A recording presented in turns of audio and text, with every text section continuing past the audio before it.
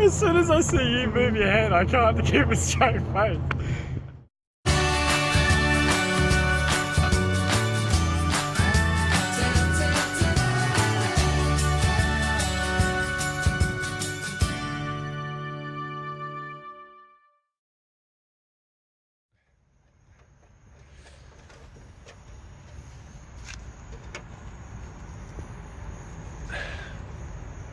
Guten Morgen. Jamie und ich sitzen hier jetzt schon gerade beim ersten Frühstück unserer offiziellen Radtour. Und ich denke, ich erzähle euch jetzt mal, was so in den letzten Tagen in Vancouver passiert ist. Als wir morgens in Toronto im Hostel aufgewacht sind, ging es mir erstmal nicht so gut. Es lag an den ganzen Klimaanlagen im Hostel und den Tagen davor. Wir mussten dann um 11 Uhr aus dem Hostel auschecken und haben uns dann noch ein bisschen Toronto angeschaut, haben wirklich ein paar schöne Gegenden noch entdeckt und ich denke, die 4 Tage, die wir in Toronto waren, haben wir auch wirklich sehr gut genutzt. Dann ging es auch schon mit unserem ganzen Backpack Richtung Flughafen. Es waren 800 Meter erstmal bis zum Zug. Ich kann euch nur empfehlen, wenn ihr mit Fahrrädern reist, schaut, dass ihr euch ein Großraumtaxi nimmt, denn die 800 Meter, die im ersten Moment jetzt sich nach gar nicht so viel anhörten, waren dann doch schon sehr anstrengend. So anstrengend sogar, dass mein Blutzucker gefallen ist und ich ein paar Kohlenhydrate gegenessen musste. Generell war der Blutzucker über den Flug dann aber sehr gut. Dann haben wir ein Taxi ins Jericho Beach Hostel in Vancouver genommen. Dort hatten wir aber leider noch keine Nacht gebucht und mussten irgendwie schauen, wie wir uns die Nacht um die Ohren schlagen. Wir durften unser Gepäck aber schon im Storage Room verstauen. Saßen dann auf der Couch im Hostel, der Typ an der Rezeption war so nett, hat gesagt, das ist kein Problem, aber meinte auch, dass wir nicht schlafen dürfen. Was dann im Endeffekt so aussah, dass wir immer mal alle paar Minuten einer von uns weggepennt ist. Irgendwie haben wir uns die Nacht um die Ohren gehauen mit versalzenem Kaffee und allem. War ganz lustig. Am nächsten Tag hat uns dann Dennis eine Nachricht geschrieben. Dennis kenne ich aus Australien und Dennis ist momentan mit seiner Freundin Louise auch auf dem Fahrrad unterwegs und zufälligerweise zeitgleich in Vancouver. Haben uns dann verabredet, die Fahrräder zusammengebaut und schon mal eine erste kleine Tour gemacht, eine kleine Tagestour. Und dann haben uns die beiden auch gefragt, ob wir sie nicht für 2 Tage begleiten wollen. Das war dann unsere erste offizielle Testfahrradtour.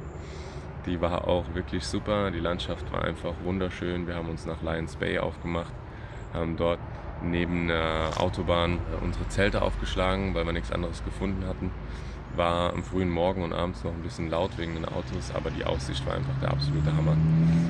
Dann ging es eigentlich auch wieder zurück nach Vancouver, wo wir dann ein bisschen auf den Tag am Strand verbracht haben.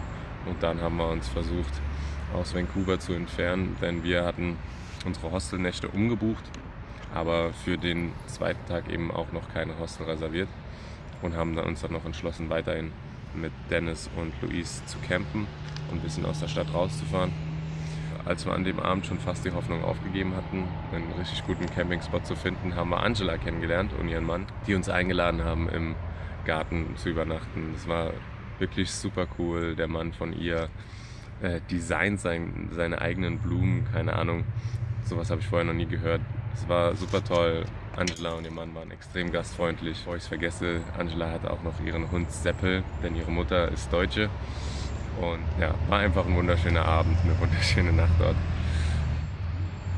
Am nächsten Morgen hat uns Angela dann sogar noch Kaffee gemacht, hat uns rundum versorgt.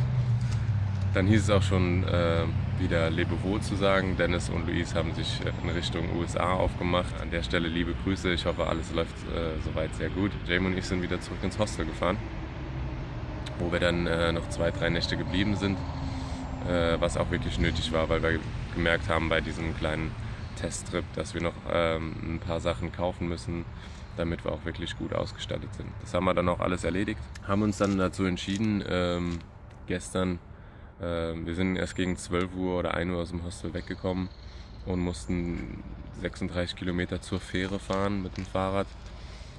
Ist auch alles gut gelaufen, aber ein paar Kilometer vor der Fähre hatte ich einen platten Reifen. Das ist jetzt schon mein zweiter platter Reifen innerhalb von 5 Tagen.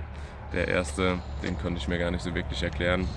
Der von gestern, ja, ich zeige euch jetzt einfach mal hier ein Foto und dann wisst ihr, wieso ich einen platten Reifen hatte. Da hatte ich wirklich gar keine Chance.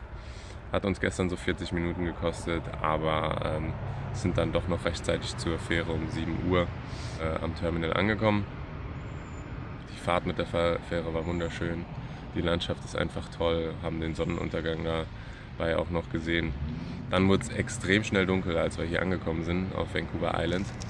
Wir sind dann irgendwie noch durch die Dunkelheit gefahren, haben dann auf unserer Karte gesehen, dass hier irgendwo ein Park in der Nähe sein soll. So ein mini kleiner Park.